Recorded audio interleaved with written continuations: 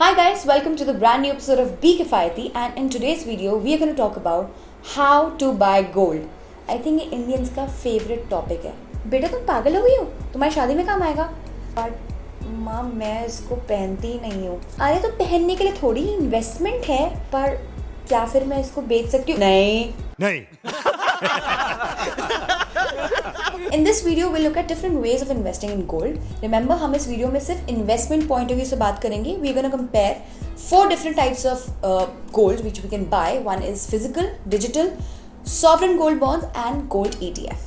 क्या फ़र्क है इन सब में, क्या advantages और disadvantages ये हम डिस्कस करेंगे आज की वीडियो में. And before we start, please subscribe to our channel and press the bell icon to never miss an update from bekifaayati. I mean अगर आप सही टाइम पर किसी इन्वेस्टमेंट को बेच कर उसका प्रॉफिट ना आप यूज कर सको तो like what is the point. I mean अगर आपने उसको खरीदा है कि हाँ उसके अच्छे रिटर्न्स मिलेंगे लेकिन हम उसे बेच नहीं रहे तो फिर क्या फ़ायदा है यार. आई मीन हम किसी भी चीज़ को बेच देंगे but with gold we become so irrational and so illogical that we like forget everything.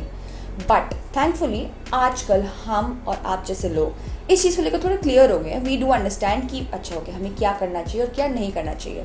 इसी पे हम बात करेंगे आगे थोड़ी डिटेल में. But before going ahead, one tricky question, should we even consider investing in gold? I mean gold में invest करने का सबसे बड़ा रीज़न होना चाहिए डाइवर्सिफिकेशन. और अगर हम लास्ट 40 साल का डेटा ऑब्जर्व करें देन वी नोटिस कि स्टॉक मार्केट जब भी क्रैश होता है गोल्ड के प्राइसेस हमेशा राइज करते हैं. 2020 का एग्जाम्पल तो आप सबको याद होगा.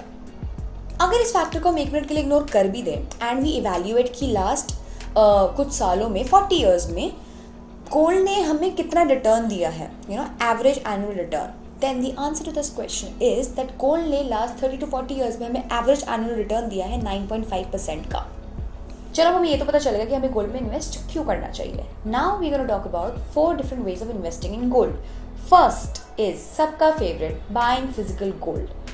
फिजिकल गोल्ड खरीदने का सबसे बड़ा एडवांटेज ये है कि एक तो सेटिस्फैक्शन नाम की चीज़ होती है ना कि ओके मैंने ये पैसे लगाया और मुझे दिख रहे हैं, ये देखो मैंने ज्वेलरी ली, ये देखो मैंने गोल्ड खरीदा, ये देखो मेरा गोल्ड. तो you keep on seeing it, तो आपको अच्छा लगता है देखकर.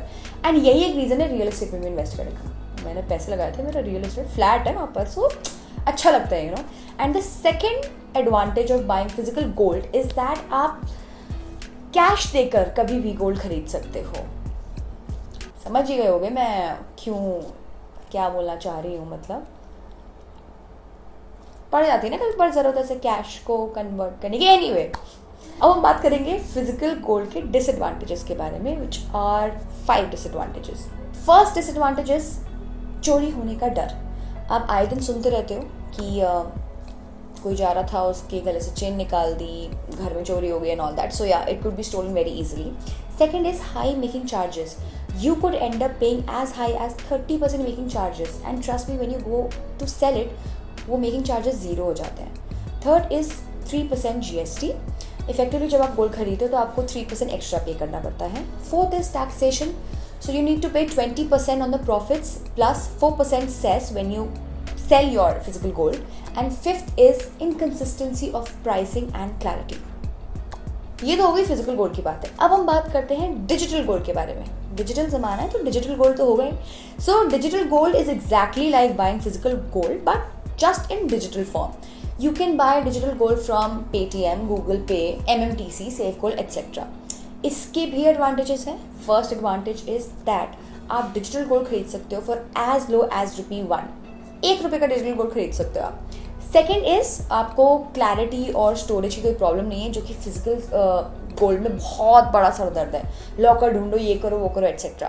एंड थर्ड इज दैट इसको बेचना is very easy. It's like doing a transaction and आपको पैसे भी इंस्टेंटली मिल जाते हैं.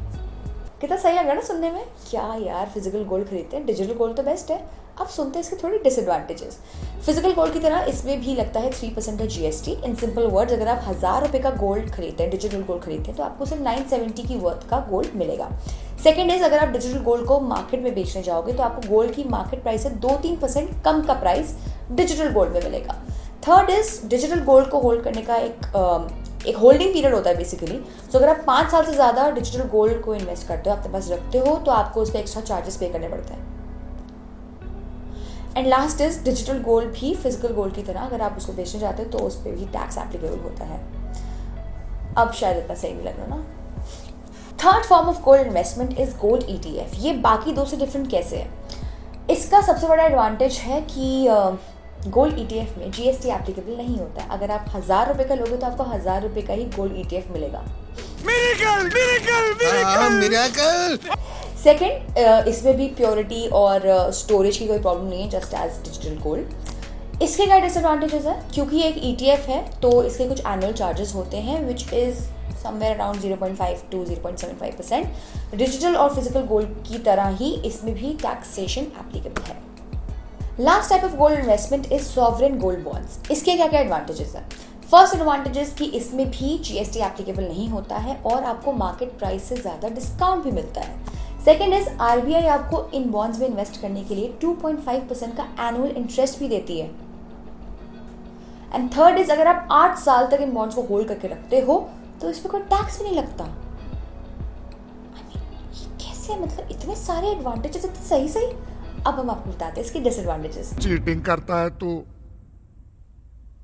चीटिंग करता है तो आई नो आप सोच रहे होगे जैसे ही हम सोचते हैं अच्छा इसमें इन्वेस्ट कर देते हैं, इसमें इन्वेस्ट कर देते हैं, हम उसके आपको डिसएडवांटेजेस बता देते हैं। लेकिन बेकिफायती में हमारा यही काम है आपको एक क्लियर पिक्चर देना कि भाई देखो ऐसा सीन है, अब आप डिसाइड कर लो आपको क्या करना है। Biggest disadvantage of investing in these bonds is कि इनका होल्डिंग पीरियड 8 साल होता है। अगर आप 8 साल से पहले इसको सेल करने का सोचते हो तो आपको एडवांटेजेस कम मिलते हैं। फॉर एग्जाम्पल अगर आप 8 साल से पहले उसको बेचते हो तो आपको 20% टैक्स देना पड़ता है और आपको प्राइस भी थोड़ा कम मिलता है। मोर ओवर इन बॉन्ड्स का अभी तक एक भी ट्रांच मैच्योर नहीं हुआ है। इनका पहला ट्रांच मैच्योर होगा 2023 में। सो वी डोंट नो कि मैच्योरिटी के टाइम पे ये कैसे बिहेव करेंगे।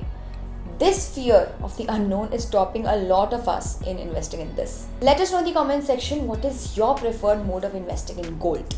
और अगर आप चाहते हैं हम इनमें से किसी भी टॉपिक पे डिटेल में कवर करें तो आप वो भी कमेंट कर सकते हैं, हम जरूर उस पर एक वीडियो बनाएंगे। Till then stay tuned, wait for our next episode and be किफायती।